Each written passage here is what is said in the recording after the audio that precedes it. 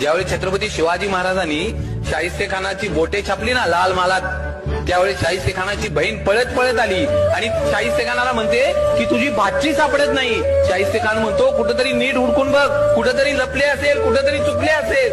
बहीण म्हणती मी सगळीकडे बघितलं पण माझी पोर सापडत नाही. त्यावेळी ते शाहिस्तेखानाची बहीण म्हणते मला वाटतं छत्रपती शिवाजी राजांच्या मावळ्यांनी तिला पळवून नेला. आणि तो शाहिस्तेखान म्हणतो छत्रपती शिवाजी महाराजांचे मावळे काही करू शकतात परंतु कुठल्याही आया बहिणीच्या पदराला हात लावू शकत नाही. ही माझ्या राजाची पुण्य आहे.